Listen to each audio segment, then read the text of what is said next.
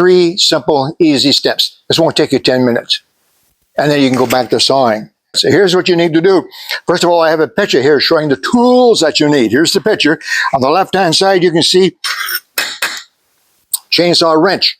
Okay, very useful wrench. Supposedly, this fits the spark plug, and it fits the bolt that holds the case together, and it also has a screwdriver in case you need a screwdriver, which you do. I'll show you.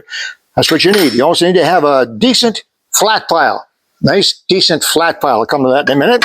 You need to have some lubricant. This is lubricant for the sprocket wheel at the tip of the bar. Okay, we'll come back to that. You need to have a magic marker.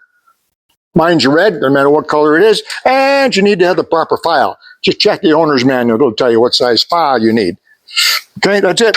5 little things, and you can make this chainsaw like new. Let's start. You ready? Step 1. Step 1 is to open the chainsaw and clean it. Put it on its side like so. Take your trusty chainsaw wrench, put it on the nut or bolt. You notice I'm wearing gloves, by the way. Yeah, I've had plenty of chainsaw cuts in my life. I don't need any more. So I'm going to, I wear gloves all the time now. If you don't have your chainsaw wrench, you can use a socket.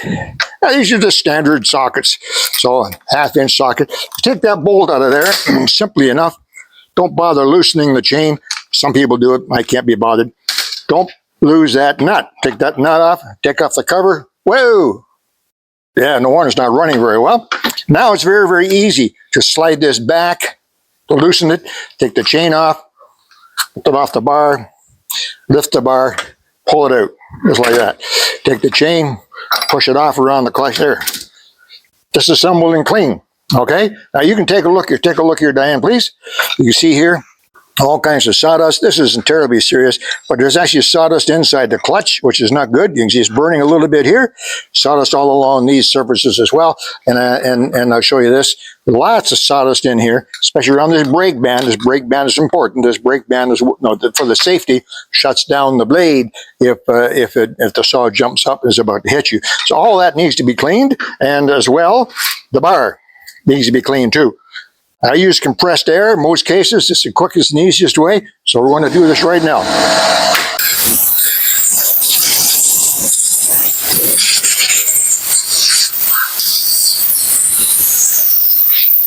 Take the opportunity, clean the whole machine.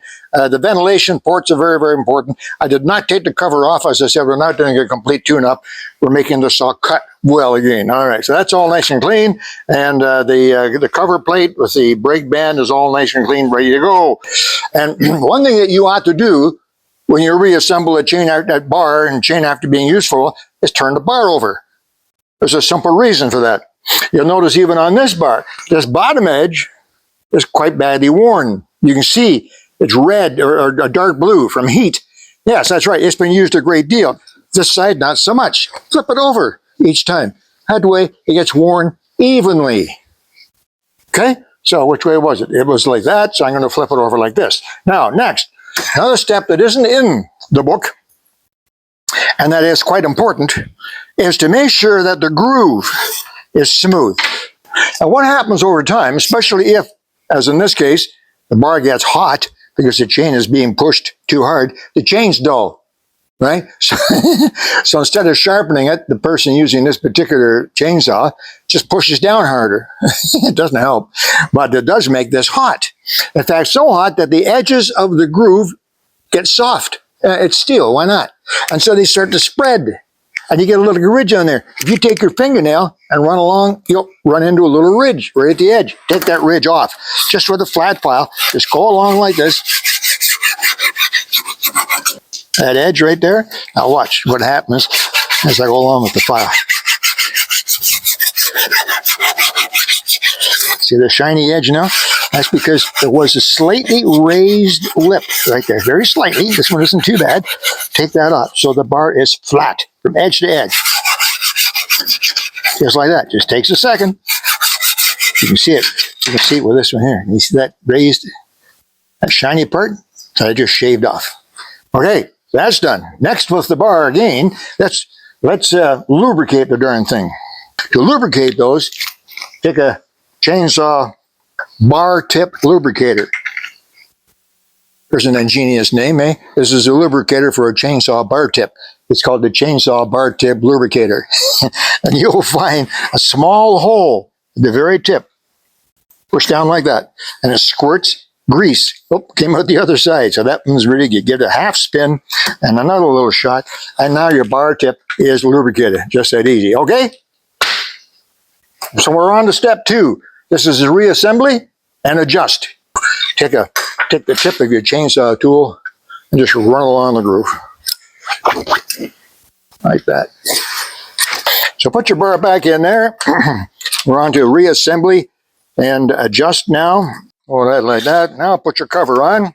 There is a pin down in here. That pin right there has to go into that hole right there.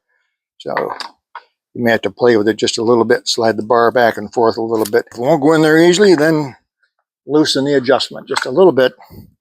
That pulls that pin back a little bit. So now it'll go into the hole. There's my nut. I didn't lose it. Put that back on. Don't make it too tight. Just make it snug so that the plate is not going to fall off. We'll have to adjust the chain yet, you see. So we'll put that down there. Oh, like so. All right. Now we have to adjust the chain. You can see the chain here is hanging way too loose on the bottom here. So now we have to adjust the chain. Make sure that the chain is sitting in the groove, and then using your tool, once again, adjust it. Watch what happens down here.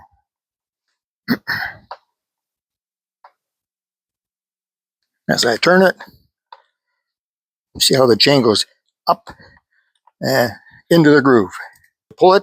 If you can pull it, firmly, you get a dime through, good enough. Now what you need to do is make sure that it's assembled properly. How do you do that? Well, grab the chain. Whoa, are we going to cut trees now? That's all you do, run her back and forth. That seems really, really good. Check one more for tightness. Now, here's the trick. When you put this back together, you'll find that the bar is not locked snugly in place. There's a bit of play in it, up and down. Okay? If you have the chainsaw sitting like this, with the bar unsuspended, you put the chain on and check it, feels good. But when you start to cut, what do? Well, you push down on the bar, don't you? It pushes the bar up and the chain's out of adjustment. So when you do your final tightening, your final adjustment and your final tightening, just push the bar down, just as if you were cutting, and then tighten up the nut. Simple, huh? Now, the last thing to do is to sharpen it. How do you do that? Well, that's pretty easy too. The chain and the vise, not the chain, the bar. And you can tighten that as much as you want. You can't hurt the bar. Make it nice and snug like so. Now, I also like to have a lot of light. I like to be able to see the teeth so I know what I'm doing. And now what you need, last two things you need to have your magic marker and you need your file. Just that easy. What's all this for? Well, it's really very simple. Mark one of the teeth. There. That way, after you've gone all the way around, you don't find that you've sharpened the same tooth 3 or 4 or 5 times. Some fellows will tell you, some chainsaw sharpeners will tell you should only sharpen in one direction like that. And that is probably good advice. It may sound as if I'm sharpening both ways, but I'm not. I'm only applying pressure in one direction. So almost perfectly flat across, same angle as it was before. And I usually dip the bottom end, the close end, very, very slightly. So you end up with a tooth looking like that. Now, why am I skipping a tooth? Well, you see that the file fits in this tooth, but this tooth faces the other direction. That's the way chainsaws are supposed to be. So there's the red one. I'm back to the red one now. So now I have to do the other side. The easiest way to do the other side is just to turn this all around. Quite frankly, it is pretty hard to file properly backwards. So I'll just take the chainsaw now and turn it around the vise.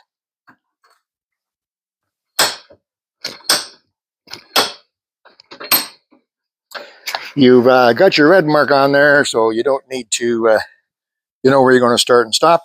So now the other tooth faces the other way, so it's the same thing, just from this side. Here we go.